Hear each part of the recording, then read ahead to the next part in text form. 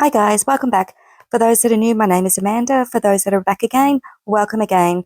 Today we're going to be doing some dehydrating of the mushrooms. We bought some excess mushroom compost that was spent from our local mushroom producer, and it still produces mushrooms for a couple of days, so we have a few kilos to deal with. So setting our dehydrator at 50 degrees, usually for 8 to 10 hours, usually is enough to start drying them. After about 3 or 4 hours, I go back and recheck them and then rotate the trays and move the bottom tray to the top tray, and they continue to dehydrate for the next sort of 8 hours on top of that. If it's a very wet day, tend to do them a little bit longer in the oven afterwards as well. The purpose of doing this is we're going to dehydrate them, we're going to dry them completely. I'm then going to put them into a processor and grind them down to a mushroom powder to be added to soups or pasta or bread as well. It's a good way to add protein, and it's a good way to store the mushrooms instead of putting them in a freezer. Now, these have been dried now for 8 hours. I've just come back, and they're just about ready now to start separating and putting into the grinder and grinding them up. So they're nice and dry and have cooled down in the dehydrator. It was about 15 hours altogether from the time I started to this point now. Now they go into the coffee grinder or spice grinder, and they get ground down to a really fine paste from this point on, or powder.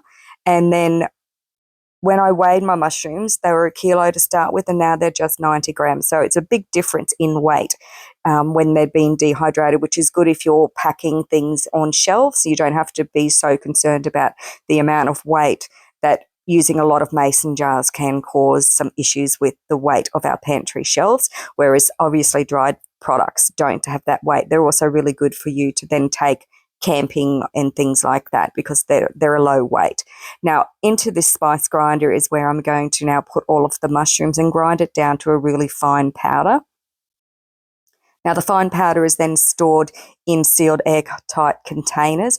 After I grind this powder down, because it is a wet day, I am going to then dry off the powder for another hour in a preheated oven that was at 100 degrees. I've switched the oven on and reached 100 degrees and just turned it off. This powder is now going to go in there, and it's just going to remain there for an hour before I put it into their permanent jars, because just there's a little bit of moisture in the mushroom powder, and that will then create mold later on, which we definitely don't want to happen. Now, this mushroom powder is then put into some mason jars, and then I've used a vacuum sealer to seal it. I use this about a teaspoon to a tablespoon at most when I'm adding it to pasta, soups, or bread.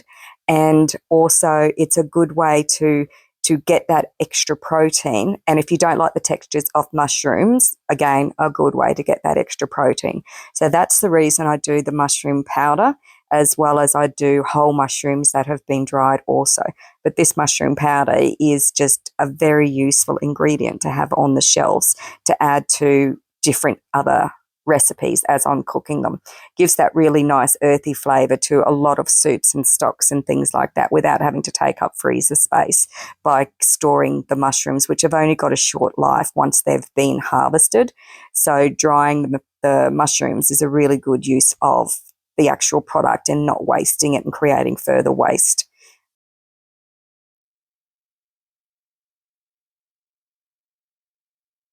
Now, you might have another way that you might like to use the powder as well. It's a really good way to make a mushroom salt as well. That's another alternative. Now, the mushroom compost, which is out in the garden, is still producing mushrooms 4 days after we've put it into the garden. It's quite wet and cold here at the moment, so it's ideal conditions for the mushrooms to be growing. So I anticipate we'd probably get another couple of kilos. The mushroom compost cost us only $1 a bag when we were buying it from the mushroom farms. This is the mushroom powder now in its storage containers. They will be vacuum sealed except for the small container, and that's what I'll leave out to use. That's plenty to use over the next couple of weeks, and meanwhile those other 2 jars can get put into the pantry. One of those jars will probably go off to my daughter, and the other jar will go into this pantry, as you can see. So I've got celery powder, bay leaves, garlic granules, some mushroom powder from previous drying, some green shallots, and the green shallot powder, and then our mushroom powder from today as well. So again, doesn't take up much space, and it's a really good use of the power. Thanks for joining me. Bye now.